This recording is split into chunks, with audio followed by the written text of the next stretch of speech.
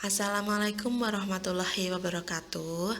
Halo bunda-bunda, di video kali ini saya ingin share pengalaman saya dalam membuat aktivitas di rumah untuk putra-putri kita yang saat ini lebih sering di rumah disebabkan pandemi COVID-19 ini. Sekolah-sekolah libur, juga cukup takut untuk keluar rumah karena barangkali kurang aman untuk masa-masa sekarang, sehingga waktu Ananda di rumah itu bisa tetap bermakna melalui kegiatan-kegiatan yang kita desain, belajar, bermain, bermakna, dan bahagia.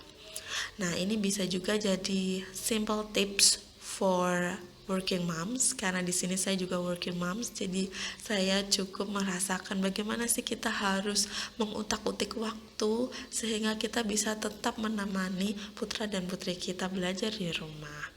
Tapi bunda, sebenarnya kita menganggapnya belajar, cuma anak-anak itu suka bermain, jadi melalui bermain mereka belajar, atau bermain adalah cara anak-anak kita belajar. Jadi sering kita mendahulukan bermain, belajar, bermakna, bahagia, seperti itu bunda. Kita mulai ya. Yang pertama adalah luruskan niat. Mari bunda kita tata, luruskan, dan komit atas niat bunda untuk membersamai anak bermain dan belajar di rumah. Komit ya bunda, sehingga tidak hanya semangat lalu pudar di tengah jalan, karena pastinya apa yang akan kita lakukan ini tidak semudah itu. Harus komit. Tentukan tujuan utamanya bunda, sesuaikan dengan filosofi keluarga bunda. Misalkan nih, saya ingin menjadi madrasah pertama bagi anak-anak saya, sehingga ketika ada hal yang dia tidak tahu, oh saya bisa tanya ke bunda, oh saya bisa tanya ke ayah, seperti itu. Jangan lupa mari kita baca basmalah untuk niat baik ini, semoga diberkahi oleh Allah. Amin. Setelah niat kita lurus dan tertata, kita mulai mengutak-utik time management kita. Saya tahu bahwa kita sudah sibuk dengan segalanya yang ada, apalagi sebagai working moms, tapi pasti kalau kita ingin jeli, pasti ada waktu yang bisa kita luangkan untuk anak-anak kita. Apalagi anak-anak kita adalah investasi kita di masa depan. Untuk bunda-bunda pekerja, bisa mulai kita mengutak-utik kira-kira kapan bisa sejenak menemani Ananda bermain. Tidak perlu lama, bisa bunda hitung antara 2-3 menit dikalikan usia anak. Jadi misalkan anak saya sekarang yang pertama usianya 3 tahun, maksimal 3 kali 5 adalah 15 menit produktif bermain dan belajar bersama. Dan tidak perlu setiap hari bunda, semampunya kita, paling tidak 3 hari dalam seminggu. Tapi kalau bisa continue ya bunda, konsisten. Yang terpenting di sini adalah sepenuhnya kehadiran kita untuk membersamai anak, karena semua hal apapun mainan kita belikan ke anak-anak, kalau kita tidak bisa di sampingnya menemaninya, kata para psikolog, kurang bermakna bagi mereka. Kadangkala tidak perlu beli mainan yang mahal, dengan naik ke badan kita, lompat-lompat bersama kita, bermain peran bersama kita, itu justru sangat efektif membuat mereka bermain dan belajar. Nah, selain waktu yang kita luangkan untuk waktu produktif tadi bermain bersama, kita juga harus meluangkan waktu ya bunda untuk preparation dan reflection. Jadi kita butuh waktu untuk kira-kira saya mau ngasih materi apa, medianya apa saja, kita browsing dan sebagainya. Sebagai preparation juga, setelah kegiatan kita reflect, sebenarnya anak saya ini seperti apa, sudah sesuai belum dengan tingkat perkembangannya, ranah apa yang sudah berkembang dengan baik, ranah apa yang masih butuh dikembangkan, kayak gitu. Setelah time management kita cukup rapi, kita mulai membuat activity management. Di sini bunda bisa menentukan ingin kegiatannya itu tematik, yaitu bertema, misalkan 1 minggu 1 tema, 3 hari 1 tema, atau 1 bulan 1 tema, terserah bunda-bunda ya, atau sesuai ranah. Jadi misalkan 3 hari ini saya ingin fokus ke ranah kognitif atau ke ranah agama, bahasa, sosial emosional dan sebagainya. Atau juga bisa spontan mengikuti ketertarikan anak. Pasti kita tahu banget anak kita sedang suka mempelajari apa.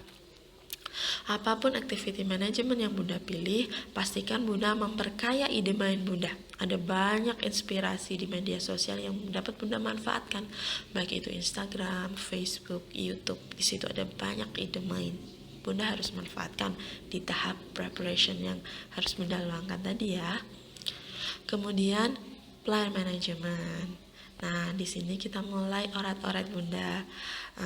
Barangkali Bunda bisa melakukannya di saat tenang, karena ini kayak kita bikin kurikulum untuk anak kita.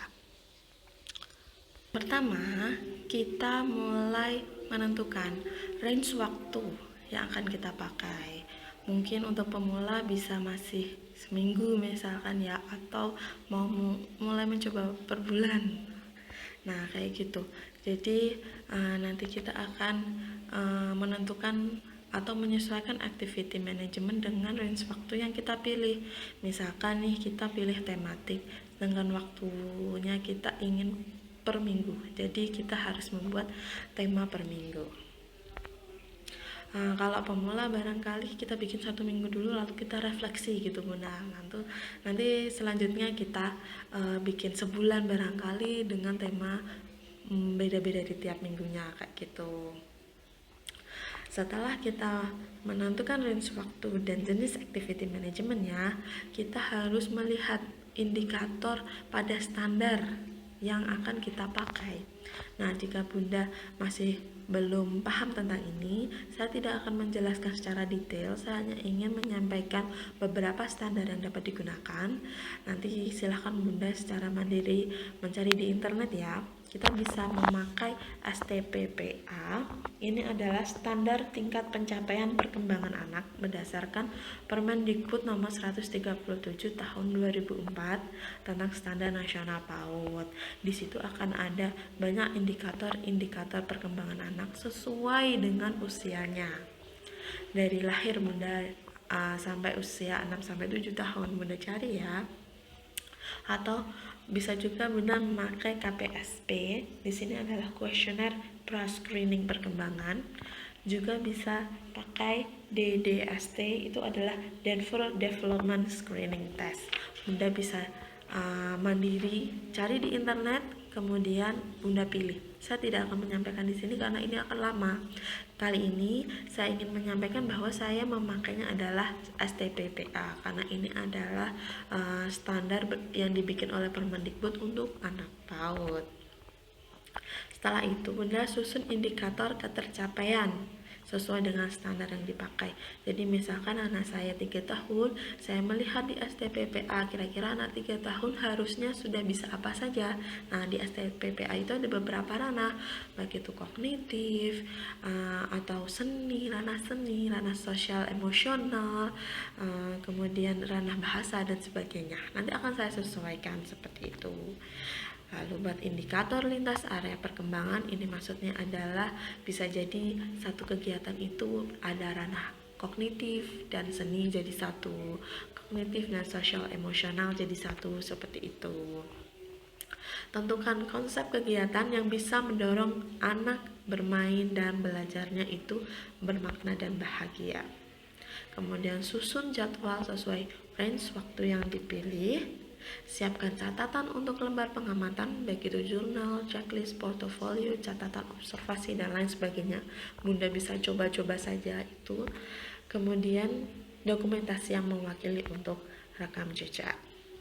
Nah, pastikan dokumentasi justru tidak membuat kegiatan jadi berantakan ya Bunda.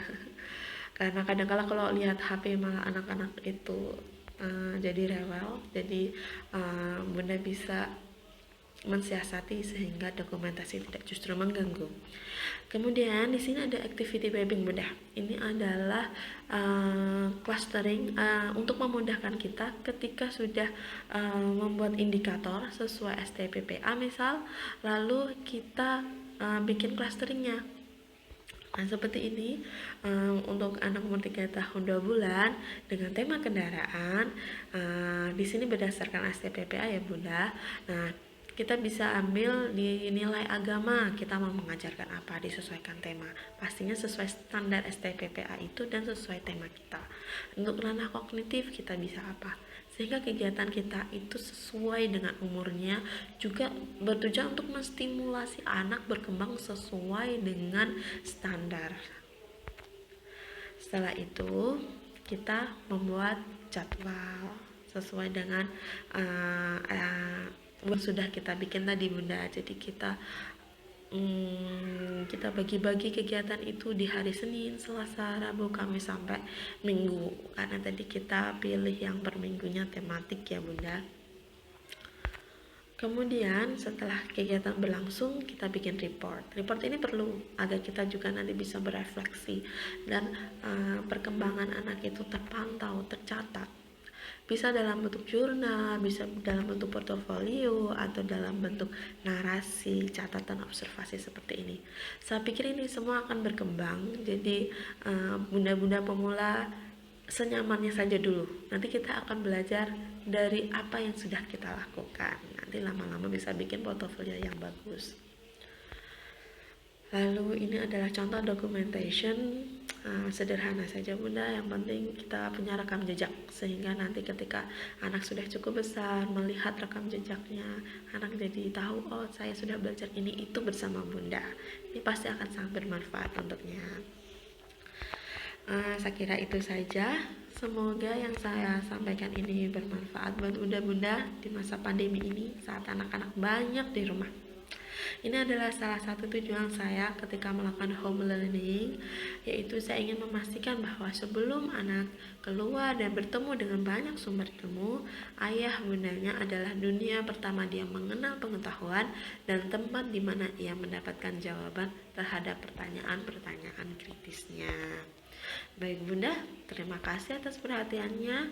Wassalamualaikum warahmatullahi wabarakatuh.